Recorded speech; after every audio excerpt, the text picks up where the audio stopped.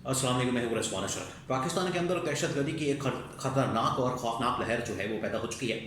और आप देखें कि तवक्कुल के साथ पाकिस्तान में बड़े खौफनाक और तशवीशनाक वाक़यात हो रहे हैं। मामला जो है, अगर इस महीने की बात की जाए तो मामला शुरू होता है अकोड़ा खटक से। अकोड़ा खटक के अंदर ये पहला दहशतगर्द का हमला होता है। उसके बाद वहाँ पर बनू कैंट में हमला किया जाता है, खैबर पख्तूनख्वा के इलाके में। उसके बाद ये वाक़या पेश आता है बलूचिस्तान के अंदर। बलूचिस्तान में दो तीन वाक़यात पेश आते हैं, लेकिन कुछ अर्सा पहले वाक़यात पेश आते हैं जिस तरीके से वहाँ पर पंजाबियों को मारा जा रहा था, वहाँ पर दहशत फैलाई जा रही थी, लोगों को बसों से उतार कर मारा जा रहा था। लेकिन ये जो वाक़या पेश आया है जाफ़र एक्सप्रेस का, ये बहुत बड़ा वाक़या है, बहुत बड़ा सान्य है।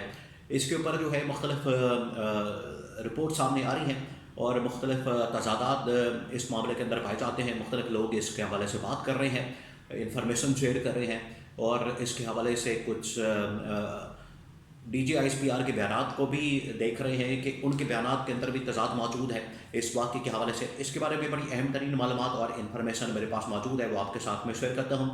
दूसरा ये कि ये जो दहशत गर्दी की लहर पैदा हुई है, इसका मलबा किसके ऊपर गिराने की बात हो रही है, इसका मलबा जो है वो किसके ऊपर गिराने की साजिश हो रही है, और किसके ऊपर इसके मलबे को गिराया जा सकता है, और इसकी जिम्मेदारी किसके ऊपर डाली जा सकती है। ये सबसे अहम तरीन सवाल है, क्योंकि इसकी जिम्मेदारी ना तो गवर्नमेंट कबूल करने के लिए तैयार है, ना ही पाकिस्तान की इस्टेब्लिशमेंट, फौज या इंटेलिजेंस एजेंसीज इसकी जिम्मेदारी कबूल करने को तैयार है। तो कोई भी इसकी जिम्मेदारी लेने को तैयार नहीं है, बल्कि इसके ऊपर जो है हीले बहाने और मुख्तलिफ़ किस्म के इसके ऊपर जो है वो एक्सक्यूज़ पेश किए जाते हैं। इसके हवाले से कुछ अहम तरीन मालूमात मेरे पास मौजूद है, वो आपके साथ में शेयर करता हूँ।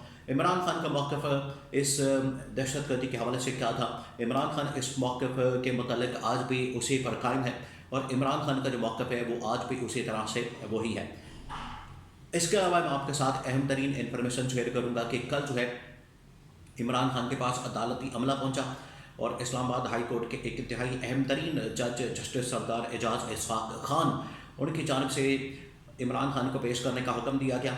और वहाँ पर इसके अलावा वहाँ पर इमरान खान की वकील मशाल यूसुफजई के मतलब बातचीत हुई, और इसको कन्फर्म करने के लिए कि मशाल यूसुफजई इमरान खान की वकील है या नहीं, अदालती अमला जो है वो अडयाला जेल के अंदर पहुँचा। इसके हवाले से बड़ी अहम तरीन मालूमात मेरे पास मौजूद है, तो वो भी आपके साथ में शेयर करता हूँ। तो तीन चार खबरें हैं, एक एक करके वन बाय वन जो है मैं आपके साथ खबरें शेयर करता हूँ। सबसे पहले इमरान खान के पास अडयाला जेल के अंदर अदालती अमला पहुंचा, और जो लॉ ऑफिसर होता है या लॉ क्लर्क होता है वो इमरान खान के पास पहुंचा इस मकसद के लिए, इस मिशन के लिए, या ये वाला मिशन लेकर, ये वाला मकसद लेकर के इमरान खान के पास जाके इस चीज़ को कन्फर्म किया जाए, इस चीज़ को मेक श्योर किया जाए कि जो मिशाल यूसुफजई है, आया वो इमरान खान की वकील है, आया वो इमरान खान की वकालत करती है। क्योंकि ये मसला जो है वो इस्लामाबाद हाई कोर्ट के अंदर पैदा हो गया था, जहाँ पर मिशाल यूसुफजई रिप्रेजेंट कर रही थी PTI को या इमरान खान को। लेकिन मुख्तलिफ़ केसेस के अंदर वो आपको पता है कि इमरान खान की भी तर्जुमान रह चुकी हैं। ख़ास तौर पर मिशाल यूसुफजई जो इमरान खान की अहलिया हैं उनकी तर्जुमान रह चुकी हैं, तो वो वकील भी हैं। इसके अलावा उन्होंने KP गवर्नमेंट के अंदर भी सर्व किया है। अब उनके ऊपर ये सवाल उठाया जा रहा था कि क्या वो इमरान खान की अभी भी वकील है और रिप्रेजेंट करती है, तो वहाँ पर अदालत के अंदर सवाल उठ गया। अब इसको कन्फर्म करने के लिए जो अदालती अमला है वो अडयाला जेल के अंदर पहुँचा, तो उन्होंने वहाँ पर जाके कन्फर्म किया। ये वैसे बड़ी हैरानकुन बात है। अव्वल तो ये समझा जा रहा था कि शायद इस लॉ क्लर्क को वहाँ पर जाने ही ना दिया जाए, इसको इजाज़त ना मिले, इसको वहाँ पर रसाई ना मिले, या रास्ते से ही इसको मोड़ दिया जाए, गायब कर दिया जाए, या किसी और जगह भेज दिया जाए। लेकिन अल्टीमेटली इजाज़त तो मिल गई, मुलाकात के लिए पहुँची, लेकिन वहाँ पर कोई ख़ास ज़्यादा बातचीत या गुफ्तगू नहीं हो सकी। आगे आ जाए, पाकिस्तान के अंदर जो इस वक्त सबसे बड़ा मसला पैदा हो चुका है वो है दहशत गर्दी का। दहशत गर्दी पाकिस्तान के अंदर बड़ी ख़तरनाक और खौफनाक सूरत हाल इख्तियार कर चुकी है। आप इस अंदाज़ा करें कि जब से ये गवर्नमेंट आई है, ख़ास तौर पर इस तरह के वाक़यात में बेतहाशा इजाफा हो चुका है, और पाकिस्तान के अंदर जो सूरत हाल है दिन ब दिन बिगड़ती जा रही है। सियासी तौर पर इस हुकूमत ने तबाही और बर्बादी फेरी, वहीं पर मुआशी तौर पर इसने मुल्क का बड़ा कर किया, और अब जो सिक्योरिटी की सूरत हाल है वो भी इसने तबाह बर्बाद कर दी। और मजाल है, तो सबसे बड़ी बात यह है कि मजाल है कि ये गवर्नमेंट किसी भी चीज़ की जिम्मेदारी कबूल करती हो, किसी भी चीज़ की जिम्मेदारी लेती हो, किसी भी चीज़ की जिम्मेदारी ये ऑन करते हो, किसी भी वाक़े को, किसी भी चीज़ को, किसी भी इशू को ये ऑन करते हो। कोई ऐसा मामला نہیں ہے جس کو یہ اون کرے. تو یہ گورنمنٹ کس مرض کی دوا ہے پھر؟ گورنمنٹ کس مقصد کے لیے بنائی گئی ہے؟ گورنمنٹ کا کیا کام ہوتا ہے؟ حکومت کا کیا کام ہوتا ہے؟ یہ صرف اپنا آ کے لوٹ مارا کرنا، حلوہ مانڈا کھانا، یا پھر وہاں پر آ کے NRO لینا، یا چوری چکاری کرنا، ٹھیکے لینا IPPS کے چکر میں، یا کبھی اس کے چکر میں، اس کے چکر میں، یہ اس طرح کی چیزیں لینا. کیا گورنمنٹ صرف اس مقصد کے لیے رہ گئی ہے؟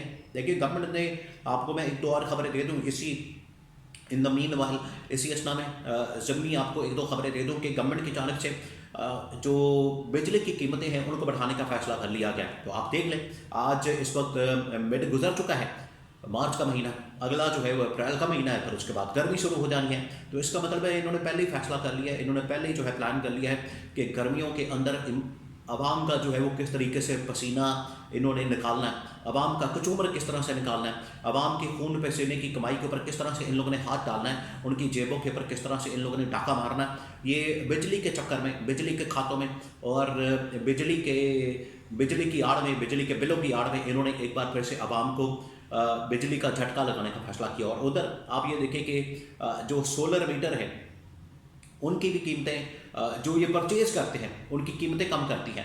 یعنی یہ سولر آج سے 6 مہینے پہلے سولر ان لوگوں نے لگایا ہوا تھا پورے پاکستان کے اندر، کیا دنیا کے اندر جو ہے ان لوگوں نے ات مچ چکی ہوئی تھی اور انی مچائی ہوئی تھی کہ سولر آ گیا ہے اور پتہ نہیں کیا ہو گیا ہے، اور ملک کے اندر انقلاب آ گیا ہے، گرین انقلاب آ گیا ہے، سولر انقلاب آ گیا ہے، شمسی انقلاب آ گیا ہے، اور پتہ نہیں کیا کیا. اب اس کی حالت یہ ہے کہ جس طریقے سے اس کی جو انہوں نے کسٹمر سے یا جنہوں نے سولر لگائے ہیں ان سے انہوں نے بجلی خریدنی ہے، اس کی قیمت کم کر دی ہے، اور یہ مہنگے داموں مہنگی کر کے اسی کسٹمر کو بجلی بیچیں گے. اس کی وجہ سے یہ اب ڈسکریج کریں سولر سسٹم کو، اور جن لوگوں نے لگا لیا وہ پاس گئے. مزید آگے شاید اس پالیسی کے بعد کوئی نہ لگا سکے. تو یہ گورنمنٹ کا کام صرف یہی رہ گیا کہ آگے جو ہے عوام کا کچومہ نکالے، عوام کی جیبوں کے اوپر ڈاکہ مارے. یہ کیا حکومت کی ذمہ داری نہیں کہ عوام کا تحفظ کرے اور عوام کو جو ہے وہ اس حوالے سے ان کے سیکورٹی فراہم کرے. دہشت گردی کی وارداتیں مسلسل پاکستان کے اندر بڑھ رہی ہیں، اور پچھلے ایک مہینے میں آپ اس سے اندازہ کریں کہ 4-5 بڑے واقعات ہو چکے ہیں. اور اس سے بھی آپ اندازہ کریں کہ دنیا میں پاکستان جو ہے دہشت گردی کی لسٹ کے اندر تقریباً 8ویں-9ویں نمبر پر تھا، لیکن اب جو ہے پاکستان بالکل نمبر 1 پوزیشن کے اوپر آ گیا. یعنی دنیا کے اندر پاکستان نمبر 1 پوزیشن پر دہشت گردی میں آ گیا. اس سے آپ اندازہ کر لیں کہ پاکستان میں دہشت گردی کے واقعات اور عالمی دنیا اس کو کس طرح سے دیکھتی ہے. لیکن مچال ہے کہ ان کی کوئی کان پر جو بھی رنگ جائے، ان کو ذرا بھی فکر نہیں، ذرا بھی پرواہ نہیں، اور ذرا بھی اس چیز کا اندازہ نہیں. اب یہ جو واقعہ پیش آیا جعفر ایکسپریس کا، ٹرین کا، اس کے اوپر تضادات کے اوپر بات کی جا رہی ہے کہ مختلف لوگ کہہ رہے ہیں کہ کہاں پر لوگ گئے، کہاں پر آئے، کہاں پر گئے. ابھی بھی اس کے اوپر یہ مسکنسیپشن پائی جاتی ہے اور لوگ کلیئر نہیں کیا جا رہا. اسی لیے اگر میڈیا کو باقاعدہ طور پر بریفنگ دی جاتی ہے ایک کرسٹل کلیئر کی طرح تو شاید چیزیں واضح ہو جاتی. اور عمران خان کے موقف کی جہاں تک بات ہے دہشت گردی کی، عمران خان کا موقف پہلے دن بھی یہی تھا، آج بھی یہی ہے کہ پہلے تو ڈائلاگ کریں، مذاکرات کریں، انگیج کریں افغانستان کو ادھر ادھر دائیں بائیں، اور اگر پھر یہ انگیج نہیں ہوتے 6 مہینے سال ان کو ٹائم دے، نیوٹرلائز کریں، تو پھر ان کو آپریشن کر کے تو ختم کیا جائے.